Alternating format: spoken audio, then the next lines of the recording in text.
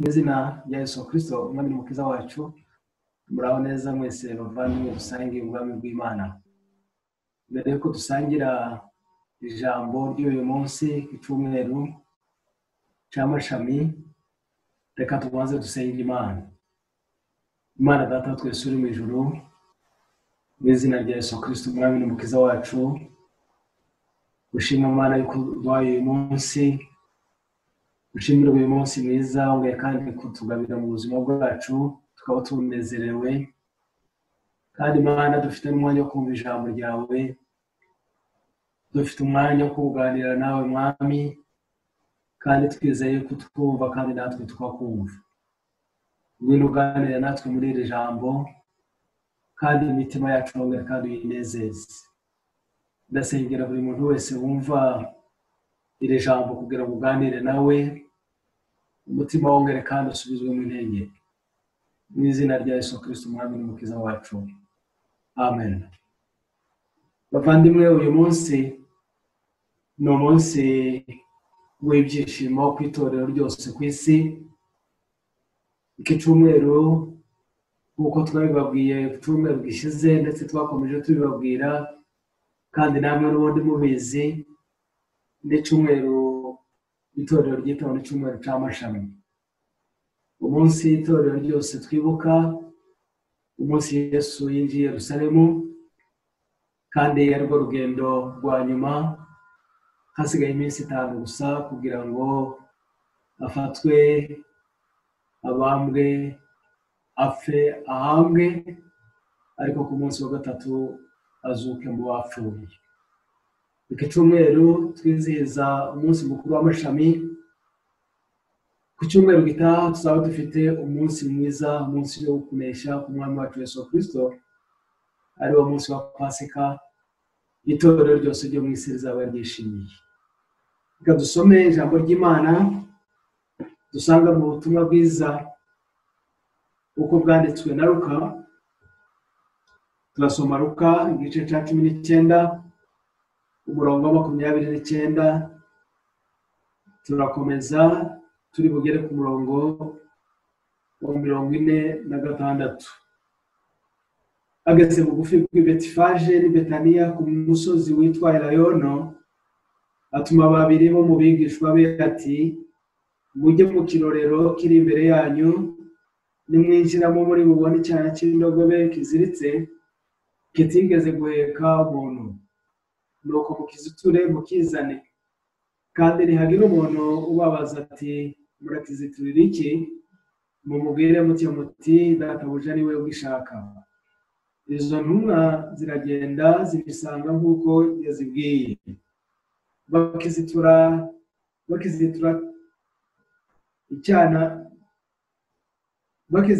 icyana cy'indogobe, ba nyiracyo barababaza bati, murakiziturira iki? Barabasubiza bati, databuja ni we ugishaka. Bakizanira Yesu, bagitegura imyenda yabo, bakicazaho Yesu. Akigenda basasa imyenda yabo mu nzira, yenda kugera mu ibanga ry'umusozi wa Elayono. Iteraniro rinini ry'abigishwa be bose batangira kunezerwa no guhimbarisha Imana ijwi rirenga kubw'ibitangaza babonye byose, bati, hahirwa umwami uje mu izina ry'Uwiteka, amahoro abe mu ijuru n'icyubahiro kibe ahasumba hose. Abafarisayo bari muri iryo teraniro baramubwira bati, mwigisha, cyaha abigishwa bawe. Arabasubiza ati, ndababwira yuko ababahoze amabuye yarangurura. Cyo ku murongo wa 45, yinjira mu rusengero atangira kwirukana abaguriramo, arababwira ati, handitswe ngo inzu yanjye izaba inzu yo gusengerwamo, ariko mwebwe mwayihinduye isenga y'abambuzi. Ni ijambo ry'Imana. Nongera nsome Zaburi 118 umurongo wa 24 kugera ku murongo wa 26. uyu ni umunsi Uwiteka yaremye, turawishingiramo, turawunezererwamo. Uwiteka turakwinginze udukize, Uwiteka turakwinginze uduhe kugubwa neza. Hahirwa uje mu izina ry'Uwiteka, turabasabiye umugisha mu nzu y'Uwiteka. Ijambo ry'Imana ndasoreza mu gitabo cy'umuhanuzi Zekariya igice cya 9 umurongo wa 9 ndagera ku wa 10. Nezerwa cyane wa mukobwa w'i Siyoni we, rangurura wa mukobwa w'i Yerusalemu we, dore umwami wawe aje aho uri.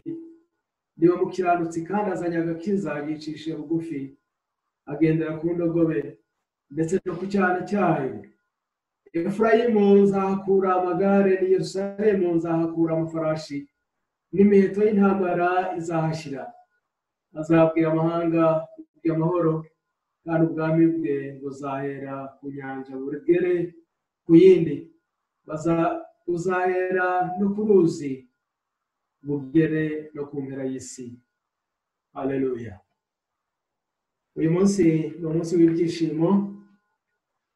Nagira ngo mbere yuko dusangira ijambo ry'Imana, mu gihe ubitekerezaho uje gufata n'umwanya uririmbe indirimbo, waba uri wenyine cyangwa muri kumwe n'abandi, waze muririmba indirimbo ya 287. Ariko kubera ko tutari kumwe, buri wese arayiririmba aho ari. Indirimbo ya 287 mu gitabo cyo gushimisha Imana. Ijambo tumaze gusoma cyangwa se amagambo tumaze gusoma, haba mu butumwa bwiza uko bwanditswe na Luka cyangwa se muri Zaburi ndetse no mu buhanuzi bwa Zekariya, buri ngo tuganishe, byose biratuganisha mu kumva inkuru nziza y'uyu munsi. Uyu munsi Yesu Kristo yinjiye i Yerusalemu, umunsi wo kunesha. Nubwo nyuma byaje kugaragara ko abatambyi bakuru bafata Yesu Kristo bakamwica, ariko uyu ni umunsi wo kunesha kwa Yesu Kristo. Umunsi yinjiye muri Yerusalemu, abantu bose bakamenya yuko ari umwami. Yesu Kristo aje i Yerusalemu, mukuri yagiye abizi neza yuko agiye mu rugendo rwe rwa nyuma. Yarazi ibimutegerejeyo, yarazi neza ko aho agiye atari mu mahoro. Yarazi ko azamutse i Yerusalemu, ariko kandi ko agiye mu rupfu, ariko ntabwo yabashe kubihunga. Yarabizi neza ko urugendo afashe azamuka aje i Yerusalemu, iyo usomye mu butumwa bwiza bwa Matayo igice cya 20 umurongo wa 17 ukagera ku murongo wa 19, haravuga gutya ngo Yesu yenda kuzamuka ngo ajye i Yerusalemu, yihererana n'abo 12, ababwirira mu nzira ati, dore turazamuka tugiye i Yerusalemu, umwana w'umuntu azagambanirwa mu batambyi bakuru n'abanditsi, bamucira urubanza rwo kumwica. Bazamugambanira mu bapagani, bamushinyagurire, bamukubite imikoba, bamubambe. Ku munsi wa 3 azazurwa. Yesu yagiye mu kuri azi neza yuko azamutse i Yerusalemu, ariko yarazi neza ko atari amahoro. Yarazi ko ari ibibazo agiyemo, yarazamutse azi neza ko agiye mu rupfu. Yewe ndetse n'abatambyi bakuru bari babizi. Iyo usomye mu butumwa bwiza uko bwanditswe na Yohana igice cya 11 umurongo wa 56 kugera ku murongo wa 57, biratwereka neza yuko abatambyi bari bategereje yuko azazamuka mu minsi mikuru, yahagera bakamufata bakamwica. Rero ibyo Yesu, urwo rugendo rwose Yesu ntabwo yari kurureka. Impamvu atari kurureka nuko icyo cyari cyaramuzanye kwari ukugira ngo azamuke aje i Yerusalemu, apfe bamwishe, kugira ngo abashe kuducungura. Kuko agakiza kose ntabwo kari gukunda ko dukizwa igitambo kitabonetse, kandi icyo gitambo cyari kibonetse ni Yesu Kristo. Nicyo cyamukuye mu ijuru no kugira ngo aze abambwe, apfe, atuzukire, aduhuze n'Imana. Yesu rero yagiye i Yerusalemu azi neza ibimutegerejemo. muri uyu munsi nifuje ko tuganira wenda n'ubishye gusoma ibi bice uri buvanemo ibintu byinshi cyane, amasomo menshi ijambo ry'Imana riri bukwigishe cyangwa se ribigishaho muri, ariko nifuza ko tuganira mu magambo makeya ibintu bitanu dusanga muri ibi bice twasomye, cyangwa se ibintu bitanu icyumweru cy'amashami kibasha kutwigisha. Icya mbere twigamo uyu munsi ni uko ibintu byose, ibyo tureba, ibyo tuzi, ibyo tutazi, ibintu byose byaremwe biremewe Yesu Kristo. Iyo usomye iriya nkuru twasomye uburyo Yesu Kristo mu nzira ajya i Yerusalemu, ijambo ry'Imana ryatubwiye ngo ageze bugufi bw'i Betifage n'i Betaniya ku musozi witwa Elayono, watuma babiri bo mu bigishwa bati mujye mu kiraro kiri imbere yanyu, nimwinjiramo muri bubone icyana cy'indogobe kiziritse kitigeze guheka umuntu, nuko mukiziture mukizane, kandi nihagira umuntu ubabaza ati murakiziturira iki, mumubwire muti databuja niwe ugishaka, databuja niwe ugishaka. Kandi mu kuri iki cyana cy'indogobe ntabwo cyari cy'umwigishwa uwo ari we wese wa Yesu Kristo muri bariya bagendanaga, nta nubwo cyari kiwe mu buryo busanzwe bwacu bw'amategeko yo kuri iyi si, ariko abwira abigishwa be babiri ngo bagende bajye mu kirorero kiri imbere yabo, ngo barasangaho icyana cy'indogobe kiziritse, ngo nibagerayo bakiziture, batagize uwo babaza baziture icyo cyana cy'indogobe, nibamara kukizitura ngo ubabaza wese bamubwire ngo databuja ari we ugishaka. Ijambo ry'Imana ritwigisha ni icyangaha, kuzitura icyo cyana cy'indogobe. Icyo cyana cy'indogobe cyari kiziritse muri uwo mudugudu cyangwa se muri icyo kirorero. Iki jambo ry'Imana ritubwira nuko ibyo dufite byose, ibiri muri iyi si byose, byaba amatungo, bwaba ubutunzi, bwaba inyamaswa byose zo mu ishyamba, byaba twebwe ubwacu, ibyo twita ibyacu n'ibyo tutita ibyacu, ibyo byose ni iby'Imana. Nta kintu na kimwe dushobora kubona muri iyi si kitari icy'Imana. Ibintu byose byaremewe Yesu Kristo. Ubwo Yesu Kristo icyo ashaka kwigisha abantu muri icyo gihe, abo bantu bose bari kumwe nawe, baba bigishwa, baba bene nyir'indogobe, kwari kubabwira ngo ibyo bafite byose ni iby'Imana, kandi bibereyeho kugira ngo biramye Imana, bibereyeho kugira ngo bikorere Imana. Abantu bagomba kumenya ko ibyo bafite byose ari iby'Imana, ndetse n'ibyo twita ibyacu n'abo twita abacu byose ni iby'Imana. Iyo usomye neza ushobora kubyumva. Iyo usomye urwandiko Pawulo yandikiye Abakolosayi igice cya mbere umurongo wa 16, niho wumva neza uko Imana yita ibintu byose ko ari ibyayo, ko ari ibya Yesu Kristo.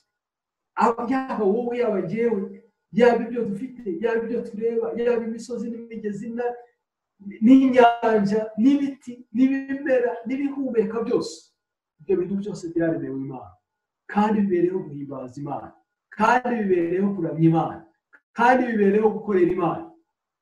Kuri uwo murongo nari mbabwiye mu Bakolosayi igice cya mbere umurongo wa 16, Pawulo aratubwira ngo kuko muri we arimo byose byaremewe, ari ibyo mu ijuru cyangwa ibyo mu isi, ibiboneka n'ibitaboneka, intebe z'ubwami n'ubwami bwose, n'ubutware bwose, n'ubushobozi bwose, niwe wabiremye byose, kandi rero ni nawe byaremewe. Uvuga ijambo ry'Imana riratangaje, kuko muri we arimo byose byaremewe, ari ibyo mu ijuru cyangwa ibyo mu isi, ibiboneka n'ibitaboneka, intebe z'ubwami n'ubwami bwose, n'ubutware bwose, n'ubushobozi bwose, niwe wabiremye byose, kandi rero ni nawe byaremewe. Izina ry'Imana nirihabwe icyubahiro. Ibyo tureba, intebe z'ubwami byose byaremewe we, kandi mu kuri kugira ngo bimuheshe icyubahiro. Kuko ijambo icyo twiga, iryo ni somo rya mbere dukura muri kiriya gice twasomye cy'uyu munsi w'amashami, ni uko ibintu byose twita ibyacu. Ibyo tubona byose, bya bindi bitwanditseho n'ibitatwanditseho, ibyo byose ni iby'umwami Imana kandi bibereho kuramya Imana, bibereho gukorera Imana. N'iriya ndogobe nayo niyo mpamvu Yesu Kristo ayijyaho aravuga ati mugende muyizane. Niba babaza muvuge ngo umwami databuja ni wishaka, kandi nibamara kubabwira gutyo nta n'umwe uri buyitanga imbere, arabareka muyizane. Icya kabiri twiga muri kiriya gice twasomye cyo muri Luka ndetse no muri biriya bice bibiri twasomye, ni uko ubwami bwa Yesu Kristo ari ubwami bw'isi yose. Ni ubwami bw'isi yose. Ab'i Yerusalemu mu gihe bari bategereje Yesu Kristo, mu gihe bari bategereje Mesiya, bari bazi ko bazabona Mesiya wabo wenyine ku giti cyabo, Mesiya uzacungura Isirayeli, Mesiya uzaba umwami w'Abayuda, Mesiya uzaza akabatabara, Mesiya uzabafasha kurwanya amahanga, Mesiya uzabakura mu butware bw'amahanga. Dore ko icyo gihe bari bari mu bubata nabo bw'Abaroma, bari bazi ko Mesiya azaza ari umwami wo kubatabara mu buryo bw'isi, ari umucunguzi wo mu buryo bw'isi. Ntabwo bari bazi ko Mesiya uzaza kubakiza azabaje no gukiza n'abanzi babo. Ntabwo bari bazi ukuri ko Mesiya uje kubakiza azabaje no gukiza Abaroma babangaga. Ntabwo bari bazi ko Mesiya uzaza kubakiza azaza gukiza amahanga yose ari munsi y'ijuru. Ibyo ntabwo bari babizi, ariko batunguwe no kubona Mesiya uje. Icya mbere aje ku ndogobe, inyamaswa abami bagenderagaho kera iyo bari mu mahoro batari mu ntambara, kandi icyo gihe nta mahoro bari bafite. Icyo bari biteguye gusa n'umuntu uzaza aje kubatabara, aje kubakiza, aje kubakura mu butware bari barashizwemo n'Abaroma. Ariko umwami uje, umwami twishimira, umwami tuvuga uyu munsi, ni umwami utandukanye n'ibyo abantu batekereza. Ni umwami w'amahanga yose, ni umwami udafite uwo yanga, ni umwami ukunda abantu bose kimwe, ukunda abirabura n'abazungu kimwe, ukunda abera n'abazungu kimwe, n'abirabura kimwe, ukunda amoko yose kimwe, atarobanuye ku butoni. Nguwo mwami, uwo ni wo mwami Isirayeli yari itegereje uwo munsi, ariko bamutegereza mu buryo batari bazi ko aje kubakiza bonyine. Icyo twiga uyu munsi ni uko uwo mwami uje bategereje mu buryo bwabo ari umwami utandukanye n'ibyo bo bibwira, ari umwami utandukanye n'ibyo bibwira, ari umwami utandukanye n'ibyo bo bategereje. Bategereje umwami uje gukiza imibiri yabo, bategereje umwami uza kubakura mu bubata, ariko n'ukuri umwami uje ni umwami uje gukiza ubugingo bw'abatuye isi yose. Niyo mpamvu twasomye mu buhanuzi bwa Zekariya. Iyo dusomye mu buhanuzi bwa Zekariya, reka twongere dusome iriya mirongo mwumve igitangaza kirimo, amagambo meza arimo. Ubuhanuzi Zekariya yahanuraga abwira abantu, yabasha kubwira Abisirayeli ariko abwira n'amahanga yose ngo nezerwa cyane wa mukobwa w'i Siyoni we, rangurura wa mukobwa w'i Yerusalemu we, dore umwami wawe aje aho uri, niwe mukiranutsi kandi azanye agakiza, yicisha bugufi agendera ku ndogobe ndetse no ku cyana cyayo. Ariko ku murongo wa 10, uwo murongo wa 9 mukuru abwira Abisirayeli yuko umwami wabaje. Unezerwe wa mukobwa w'i Yerusalemu, unezerwe Isirayeli we, umwami wawe aje aciye bugufi, umwami wawe aje ahetswe n'icyana cy'indogobe, umwami wawe aje gusanga. Ariko ku murongo wa 10 n'uvuga ijambo ry'Imana ritubwira ngo Efurayimu nzahakura amagare, ni Yerusalemu nzahakura amafarashi, n'imiheto y'intambara izashyira. Ni umwami w'amahoro, azabwira amahanga iby'amahoro. Izina ry'Imana rihabwa icyubahiro. Ntabwo azabwira gusa Isirayeli amahoro, ntabwo azabwira Efurayimu gusa amahoro, ntabwo azabwira umukobwa w'i Siyoni gusa amahoro, ahubwo azabwira n'amahanga, azabwira amahanga iby'amahoro. Kandi ubwami bwe buzahera ku nyanja bugere ku yindi, buzahera ku ruzi bugere no ku mpera y'isi.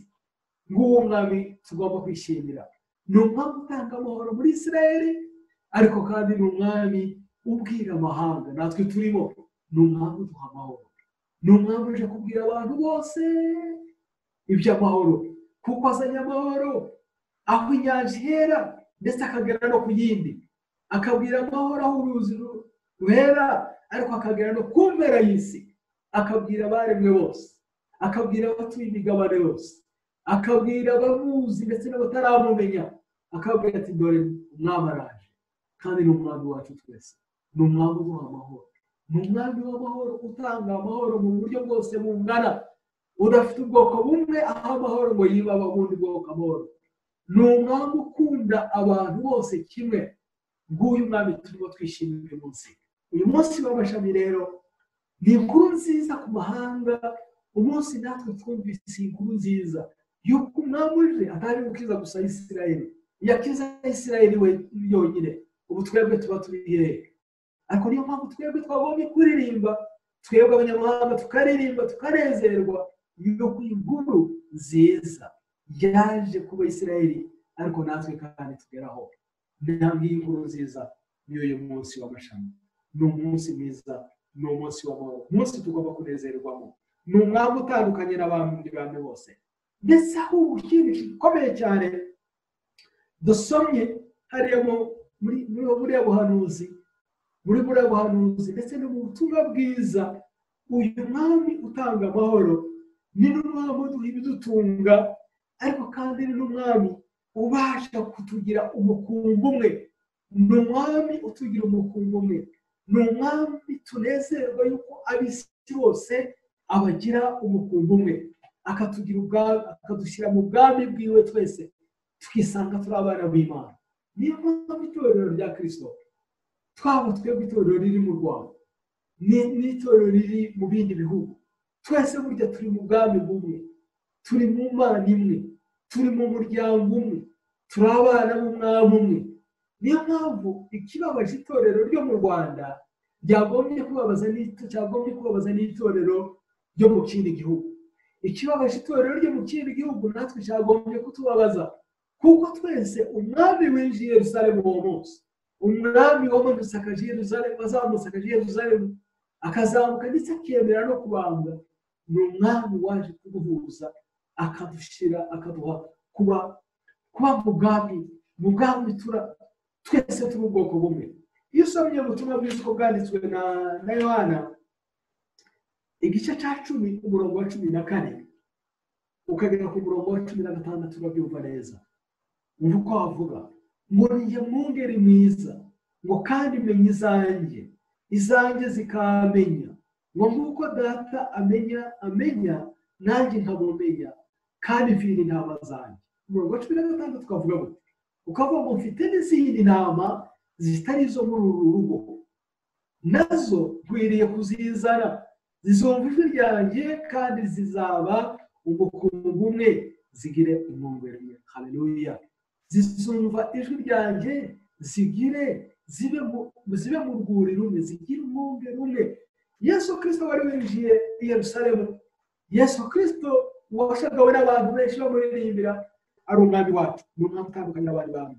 Rero umunsi w'amashami ni umunsi mwiza twibuka Yesu Kristo atuzana akatugira umukumbi umwe, twese tukaba umukumbi umwe, dufite umwungeri umwe. Ikindi cya gatatu twiga muri iki gice, muri ibi bice twasomye, nuko guhimbaza uyu munsi utwibutsa cyangwa se utwigisha guhimbariza Imana ibitangaza twabonye, ariko kandi ukadusaba no gutakira Imana no gusenga tuyereka ibibazo isirimo.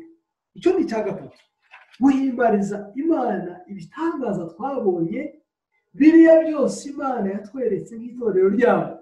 Uyu ni umunsi wo guhimbaza, ariko kandi tukayitakira, tukabwira Imana, tukayiganyira n'amaganya yacu. Ubwo ijambo ry'Imana twasomye rivuga ku murongo wa 30 mu butumwa bwiza uko bwanditswe na Luka cyangwa se cya 10 umurongo wa 37, ngo yenda kugera mu ibanga ry'umusozi wa Elayono, iteraniro rinini ry'abigishwa be bose ngo batangira kunezerwa no guhimbarisha Imana ijwi rirenga, kubwo ibitangaza babonye byose bati hahirwa umwami uje mu izina ry'Uwiteka, amahoro abe mu ijuru n'icyubahiro kibe ahasumba hose. Ngo bose batangira rya teraniro rinini rishagaye Yesu Kristo ageze mu ibanga ry'umusozi, ngo batangira kunezerwa. Mu iteraniro rinini ry'abigishwa be bose ngo batangira kunezerwa no guhimbarisha Imana ijwi rirenga kubwo ibitangaza babonye, kubwo ibitangaza byo kubona Imana, ariko no kubwo ibitangaza bagiye babona. Rero bavandimwe, uyu munsi ni ukuri ni umunsi w'umunezero. Uyu munsi ntabwo twabashije guterana kubera iki cyorezo cy'iyi virusi iri mu isi yose ngo tunezerwe hamwe turirimbire hamwe, ariko ndagira ngo ngusabe wongere ubare imigisha Imana iguha, wongere kandi ubare ibitangaza Imana ikora, ubare ibitangaza Imana ikorera igihugu cyacu, ubare ibitangaza Imana ikorera itorero ryacu, ubare ibitangaza Imana ikorera umuryango wawe. Byose niba ubishobora ubyandike, wibuke igitangaza ku kindi, igitangaza ku kindi ubibare, bigatuma unezerwa.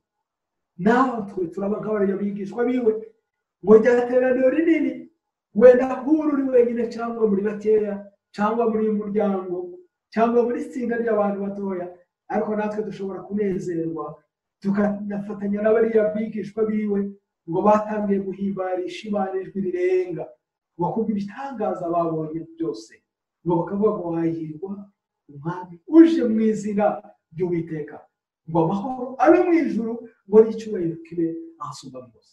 Duhe Imana yacu icyubahiro, Imana itugendereye yicishe bugufi, Imana ije kuducungura.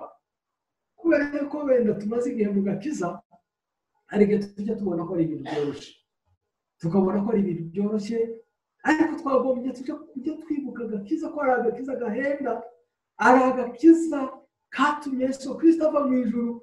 Twabyibuka tugahimbaza Imana, tukifatanya n'ababigishwa tukavuga ngo hahirwa umwami uje mu izina ry'Uwiteka, amahoro abe mu ijuru kandi n'icyubahiro kibe ahasumba byose. Tunezererwe Imana bavandimwe. Neza nkwibutse mu uyu munsi, ongera kandi wibutse ibyo Imana yagukoreye. Utangire ku gakiza wabonye, utangire ku gakiza wabonye, wibuke igihe wakirijwemo, wibuke uburyo wakirijwemo, wibuke uburyo Yesu agukunda, wibuke imigisha yose Imana iguha. Yewe naho wicaye, nubwo wenda tudahura twese, ariko nanone turi mu migisha y'Imana. Nibyo twaganiriye mu cyumweru gishize, turacyari mu migisha y'Imana, turacyari mu bitangaza by'Imana, turacyari mu gakiza by'Imana, turacyari mu by'Imana, mu bintu Imana yadukoreye bitangaje. Rero bavandimwe, ndagira ngo basabe uyu munsi utubere umunsi, uyu munsi utubere umunsi wo guhimbaza Imana, utubere umunsi wo gushima Imana, utubere umunsi wo kongera kandi kuzamura amajwi yacu, aho uririmbe. Reka kwinginge muvandimwe, iki cyumweru kubera icyumweru cyo kongera kandi guhimbaza Imana. Ariko mu guhimbaza Imana ku by'Imana yagukoreye, iyo usomye wenda hano mu butumwa bwiza bwa Luka, ntabwo twasoma iryo jambo, ariko usomye muri Matayo ndetse no muri Mariko, Yesu Kristo yinjira i Yerusalemu uriya munsi twita umunsi w'amashami. Abantu ngo batangiye bya tara rinini, ba bantu benshi bari bamushagaye, ngo batangiye kuvuga ngo hozana hozana, ngo hahirwa uje mu izina ry'Umwami. Hozana hozana bivuga ngo tabara tabara tabara mwami, bashima Imana ariko banasaba Imana ngo ibatabare, basaba Imana ngo ibatabare. Niyo mpamvu uyu munsi natwe mu gihe turimo turashima Imana ku by'Imana yadukoreye, ku by'uburyo Imana idukunda, tuvuga tubara imigisha Imana yaduhaye, ariko kandi ni umunsi mwiza, ni umunsi utangaje, ni umunsi twese abana b'Imana twagombye kuvugira hamwe n'abariya bigishwa, tukavuga ngo hozana, tukavuga ngo hozana, tugatabaza Imana. Isi yugarijwe, ibibazo birayugarije. Iyo tuvuze ibibazo byugarije isi, abantu benshi bahita batangira kubona n'indwara, iyi coronavirus yabaye icyorezo mu isi, ariko kandi n'ibyaha nabyo ni uko.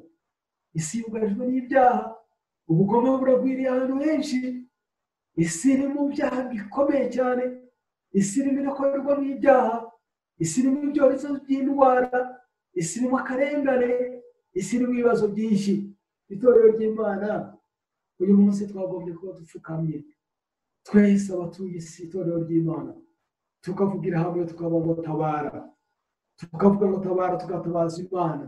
Kandi ijambo ry'Imana ritubwira ngo ntabaza nanjye ndagutabara, ngo kandi nkwereke ibikomeye. Tuvuga ngo Hosiyana mwene Dawidi, hahirwa uje mu izina ry'Uwiteka. Hosiyana hasumba byose. Hosiyana ushimwe Mana wowe uje mu izina ry'Uwiteka, ushimwe wowe wicaye hirengeye. Ariko kandi turagupfukamiye Mana gutabara isi. Turimo turasenga Imana cyane kugira ngo itabare isi, izane igisubizo kuri iyi ndwara, kuri iyi virusi yari muri iki gihe abantu benshi batinya, kandi na ngombwa ko tuyitinye, natinyitse koko. Ariko kandi turasengera Imana kugira ngo Imana yobere kandi itabare isi. Yesu Kristo arashaka turamburiye amaboko, aracaramburiye abantu benshi amaboko, yifuza kubakiza. Twebwe umurimo wacu bavandimwe, umurimo wacu twebwe ni uwo gutabaza, maze Imana igakora iki? Imana ikadutabara. Hanyuma irindi jambo, ijambo rya kane ryo ntari butindeho cyane ni iri ngiri. Riri turabibona ku murongo wa 39, umurongo wa 39 n'umurongo wa 40 muri cya gitabo mu butumwa bwanditswe na Luka. Ngo abafarisayo bari muri iryo teraniro baramubwira bati, mwigisha, cyaha abigishwa bawe. Arabasubiza ati, ndababwira yuko ababahoze amabuye yarangurura. Niki ijambo ry'Imana ritwigisha ngaha? Iki ijambo ry'Imana ritwigisha niki? Nuko rishaka kudusaba ngo twirinde tutagira icyatubuza kuvuga izina ry'Imana, kwamamaza Imana ndetse no kudakorera Imana. Muri iyi minsi hari impamvu nyinshi zikomeye cyane. Impamvu badafite umwanya wo gusenga, impamvu batamamaza Imana, impamvu badakorera Imana, bazazibona. Impamvu zo bazazibona, bazakubwira impamvu imwe ndetse banashiraho n'izindi nyinshi. Ariko ijambo ry'Imana riratubwira ngo bavandimwe, abafarisayo baramubwiye ngo cecekesha abantu barasakuza, cecekesha abantu barimo baravuga cyane. Arababwira ngo aba ngaba bari baceceke, amabuye azarangurura. Ndababwira yuko ababahoze amabuye yarangurura. Niyo mpamvu twagombye gutinya gukorera Imana no kuvugira Imana. Twagombye kubivuga tuzi neza yuko tubiretse Imana ifite abantu benshi cyane, ifite abantu benshi kuri iyi si, kandi twese ducecetse Imana yakoresha n'abantu. Niyo mpamvu umukundwa wanjye uri kumva uyu munsi wagombye gutinya, ahubwo ugahora uvuga buri munsi, ukamamaza Imana, ugakorera Imana, ukavuga ngo cecetse ntayikoreye, abandi barahari kandi nabo badahari, Imana yakoresha n'abantu. Nicyo yakoze uwo munsi. Ijambo rya gatanu twiga ryo rya nyuma n'iki nyiriye, twasomye ku murongo wa 45 n'umurongo wa 46. Nacyo ijambo tugiye gusorezaho. Ngo yinjira mu rusengero, atangira kwirukana abaguriramo, arababwira ati, handitswe ngo inzu yanjye izaba inzu yo gusengerwamo, ariko mwebwe mwayihinduye isenga y'abahuzi. Birumvikana ko Yesu yarababaye kandi afite ishyaka ryuzuye Imana, ariko abwira abantu bari muri icyo gihe, arababwira ngo mwebwe ese mu rusengero ngo yishyiramo, ngo atangira kwirukana abantu bari barimo, ngo arababwira ngo handitswe ngo inzu yanje izaba inzu yo gusengerwamo, ngo ariko mwebwe mwayihinduye isenga y'abantu.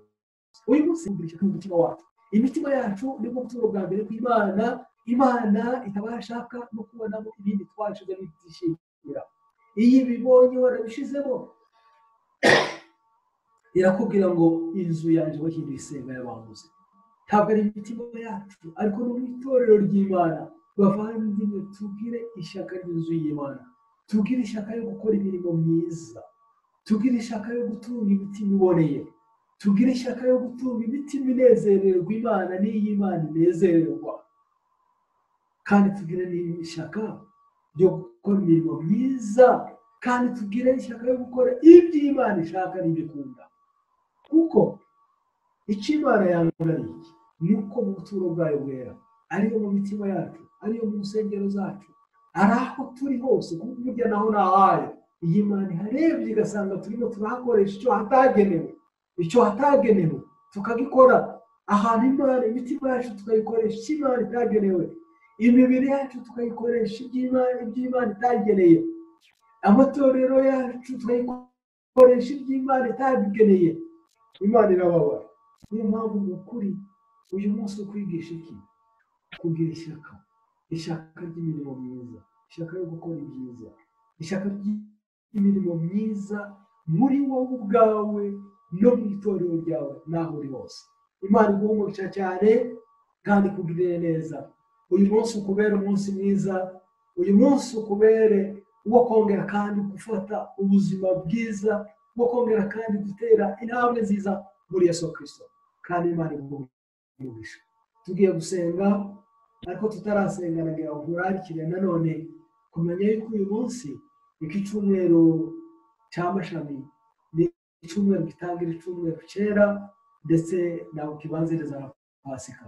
Guhera ejo tuzaba turi ku wa mbere wera, no ku wa kabiri turi ku wa kabiri wera, buri munsi tuzaba turi ku munsi wera, no ku wa gatanu tuzaba dufite ku wa gatanu wera.